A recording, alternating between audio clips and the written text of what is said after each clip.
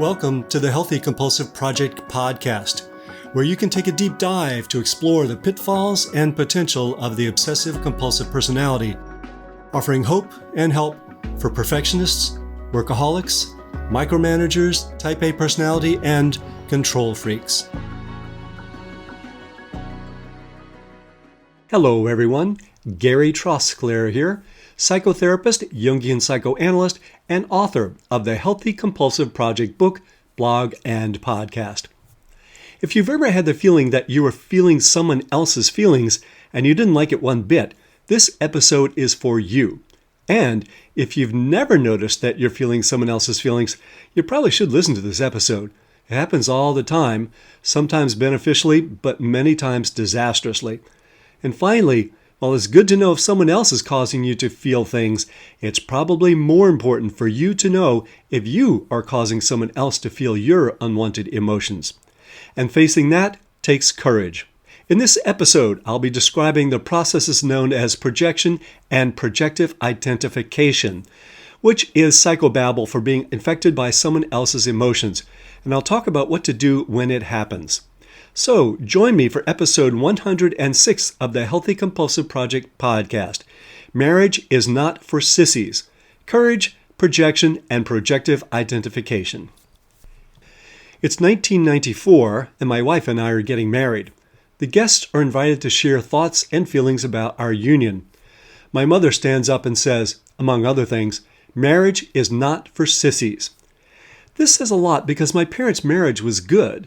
If a good marriage takes work, I hate to think what it takes to make a difficult one work, but I'll do it anyway. I think it takes courage. The courage to say you're wrong, the courage to say you're right, the courage to take chances in communication, generosity, and vulnerability. And most of all, the courage to objectively look at what's happening emotionally inside of us. After all, the word courage comes from the French word for heart, cœur. In this post, I'll look at two aspects of relationships that take courage to manage. They both have to do with the transfer of psychological material between us and other people. The first is what we put onto them, that is, projection. The second is what we put into them, that is, projective identification. These operate like radio signals. You can't see them, but they're definitely there. Let me explain. First, projection. Projection occurs when you imagine that someone else is having a feeling or thought that's really yours. Just like the projection camera at a movie house. There's really just a blank screen in front, but with the help of projection, we imagine the most delightful and the most dreadful dramas there. It's the same thing in relationships. From the moment the image of someone shows up on a dating app, you've concocted a whole story about them in your head that makes you swipe left or right. You really know next to nothing about them, but you feel like you know everything. This can occur in real-life situations as well, whether it be at a bar or a silent meditation retreat, the infamous Vipassana romance, or VR for short, or even someone on your work team that you've, quote, known for years. In all these cases, projection supplies most of your data. The courage needed here is to consider that your fantasies about them, blissful or repulsive, may say more about you than about them. We often project things about ourselves that we're not aware of, that is, our shadow side. So when I imagine that my wife is going to be upset with me for spending money on something I really love, that could be my own fear of squandering and my own self-judgment for being such a spendthrift. This happened recently when I wanted to sign up for a jazz workshop that was going to cost a lot of money. She was actually very supportive of it. The judgment was all mine. Projection had some adaptive purpose in our evolution. When you don't know something about someone, but you need to know about them to know if they're trustworthy, you fill in the blanks with what seems likely to you. But nature isn't perfect, and you might just fill in those blanks with your own stuff because that's what's available to you. That doesn't mean it's accurate, it's just the only material you have. For example, people who are obsessive-compulsive may project their own perspectives onto another person they don't know very well. For instance, she seems like a reasonable person. Of course, she would keep the label side of all the spices turned toward the front so that you can identify them easily. So I'll swipe right. Then, eventually, you find out other people have other ideas about how to organize spice cabinets. Or they might project their shadow side, the parts of them that are either hidden or forbidden. For instance, I can tell he's a sloppy loafer who doesn't wax his floors nearly enough. I'll swipe left. Too bad you passed him up. Turns out he's OCP too. Projection is an inevitable part of life, and projections can persist in a relationship for decades. But with courage, we can learn to question the projection and own what we have projected onto the other person. Then we get to know the real person and we can start a real relationship. Instead, sometimes we take it a step further and we get them to feel or act out the thing that we project onto them. This brings us to projective identification.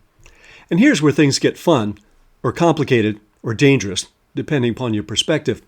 Sometimes we not only imagine something about someone that isn't accurate, we may actually get them to experience the thing we project onto them. We actually project it into them.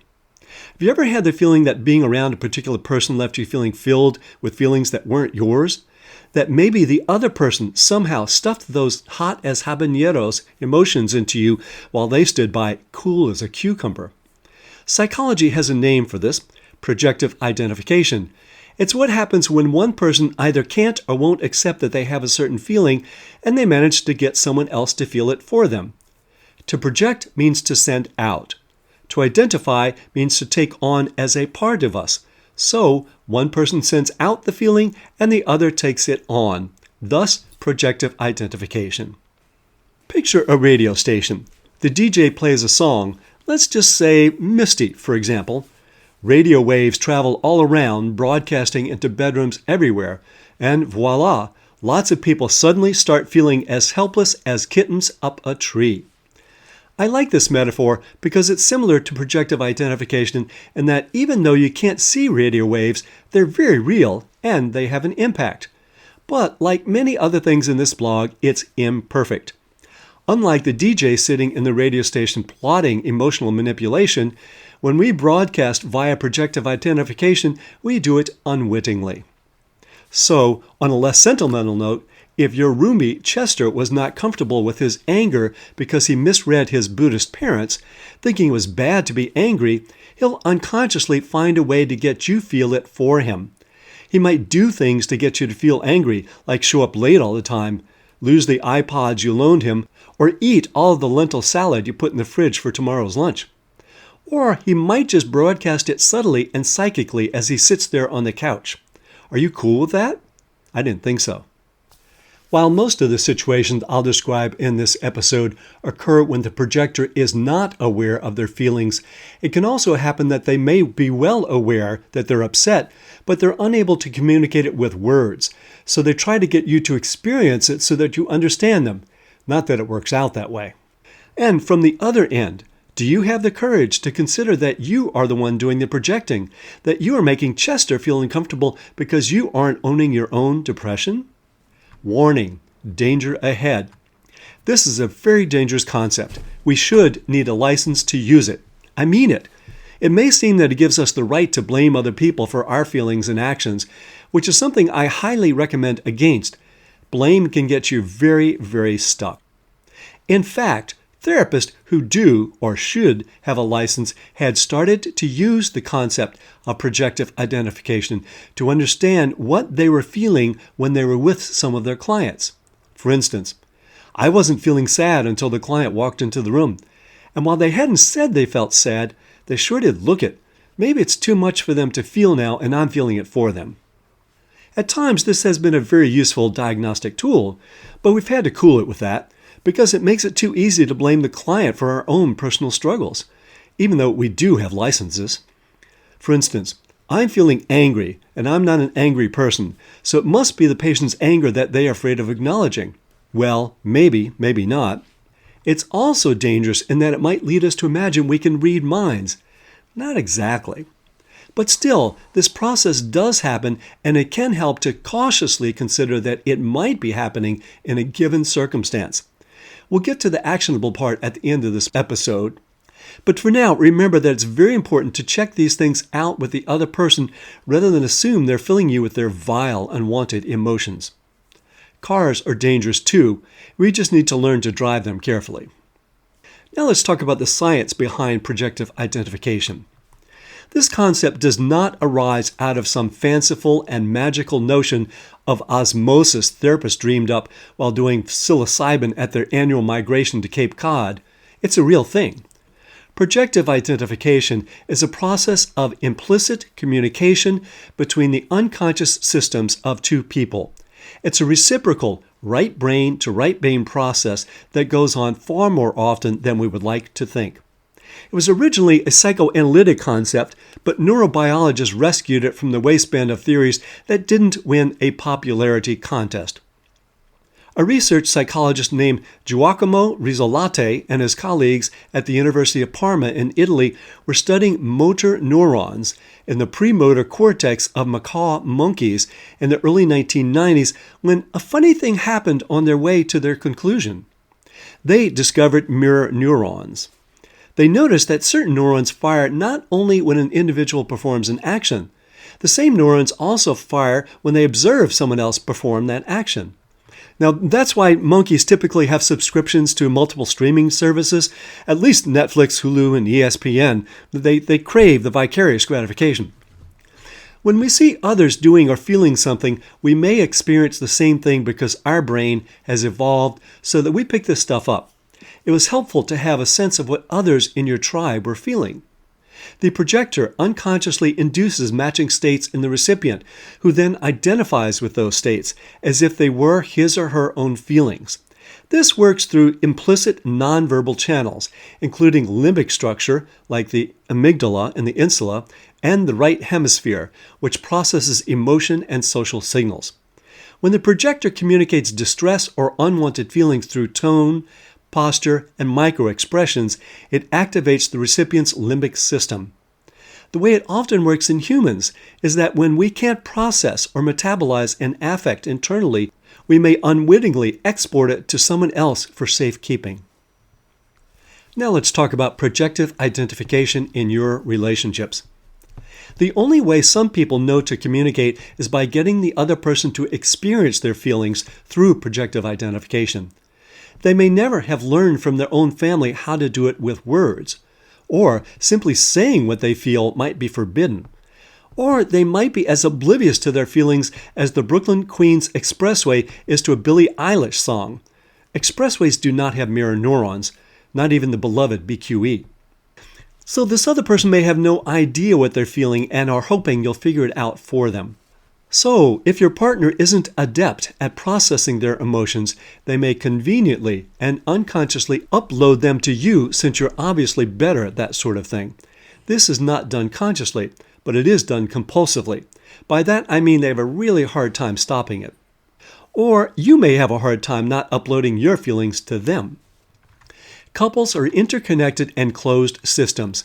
Paraphrasing your high school physics teacher, energy doesn't completely disappear, it just changes form or location. The same goes for emotion. What can't manifest in one person in a couple flows into the other. Let's change the metaphor from radio signals to plumbing, psychological plumbing.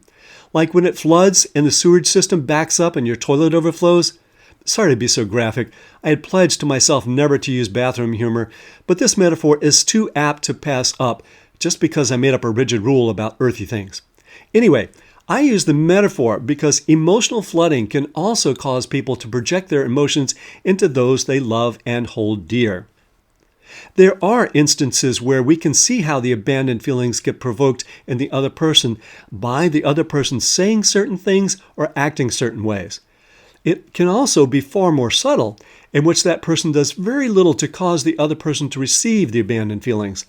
It's more subtle, things like tone, posture, and micro-expressions. Your unconscious picks up all sorts of detritus that other people are trying to toss out. To your brain, it's all potentially useful information. For instance, your husband comes home from work clearly upset, but he doesn't say or do anything to express it. Yet you can feel that he's upset about the presentation he gave that went south.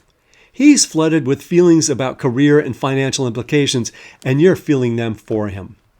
Now, imagine what can happen when both partners are projecting and identifying.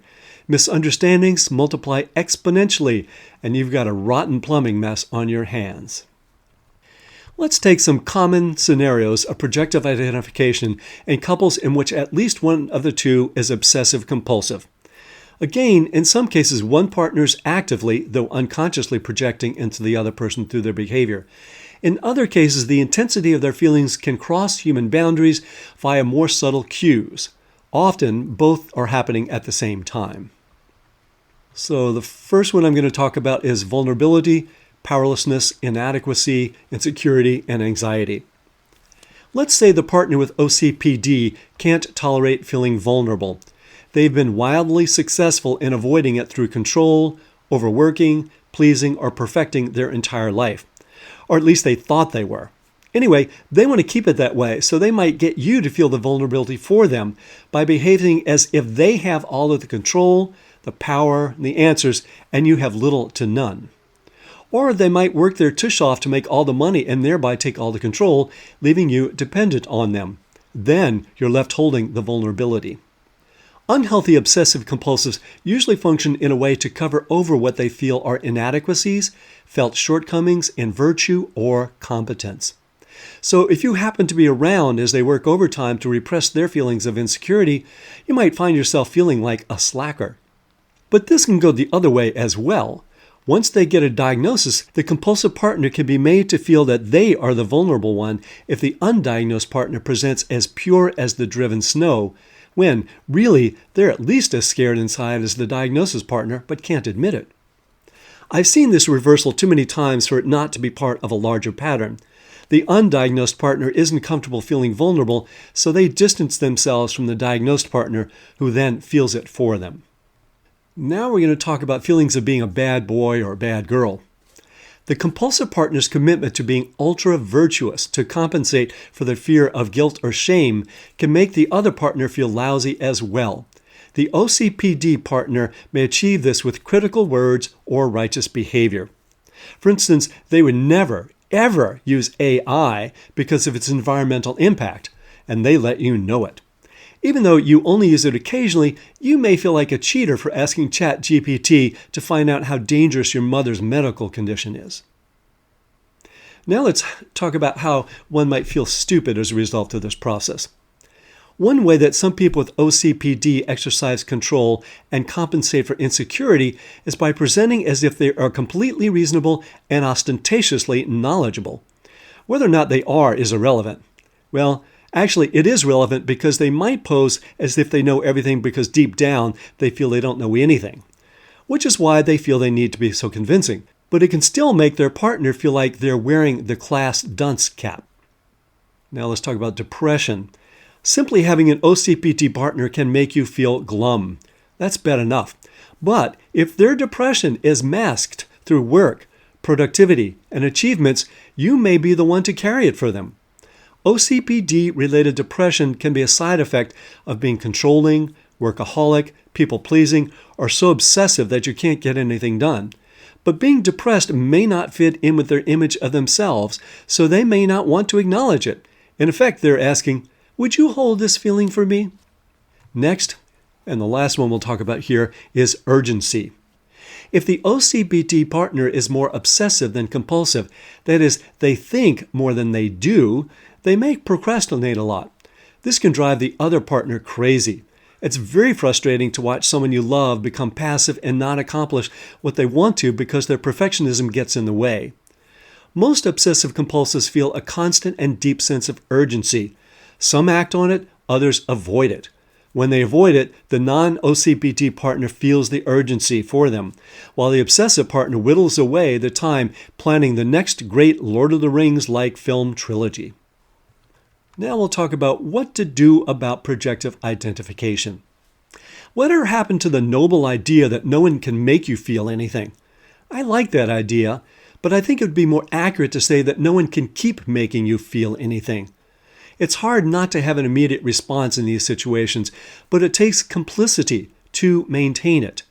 And now that you've read this post, you have other options. Couples therapy is probably the most effective way to take an X-ray and make visible the psychological radio signals or underlying plumbing.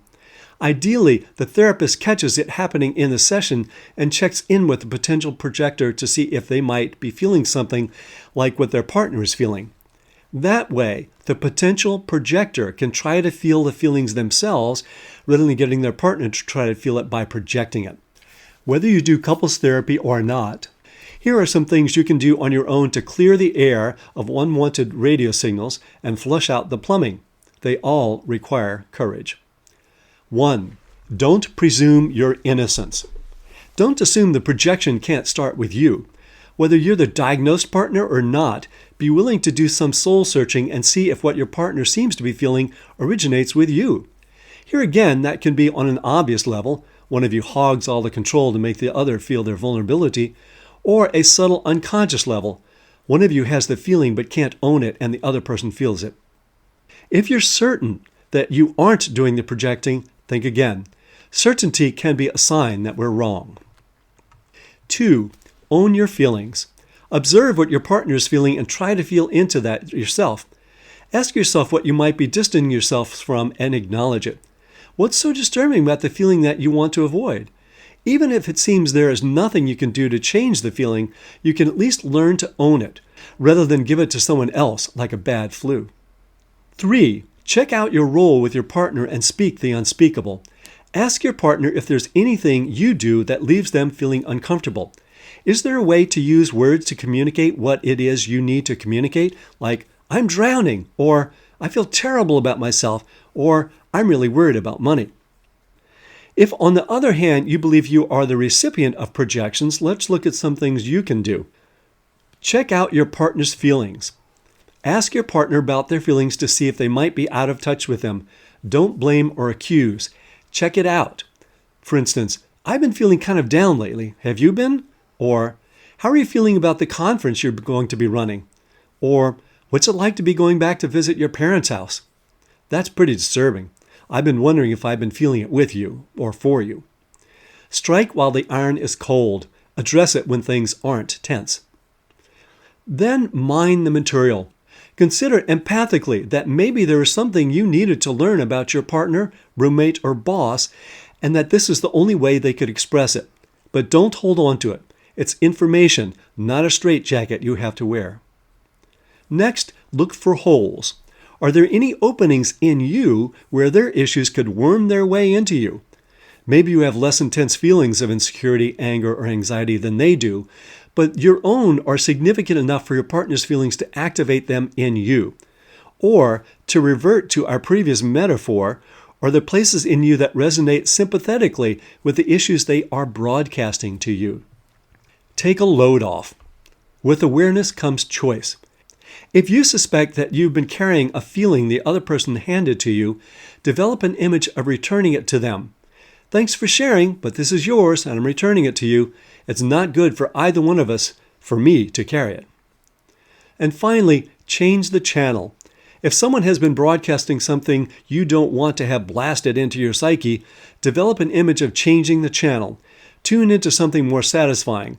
Maybe Taylor Swift's Mine, or Frank Sinatra's My Way, or Michael Jackson's Man in the Mirror, all instead of Misty. If none of these are possible or effective, you may need to create some space between the two of you so that you don't get infected by their feelings. But remember, this is a dangerous concept. If it's used to blame, you've defeated the purpose. The purpose is to understand yourself, integrate any repressed feelings consciously, and thereby protect others from unintegrated psychic material, or to protect yourself by setting good boundaries. Don't be a sissy. Have courage and look inside.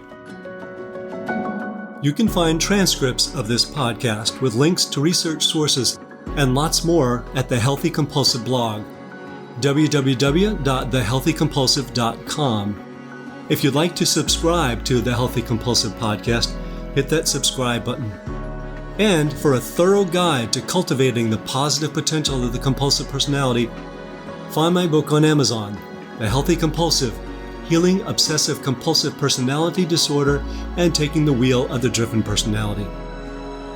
And if you find any of these helpful, let others know by leaving a review. Till next time, enjoy the drive.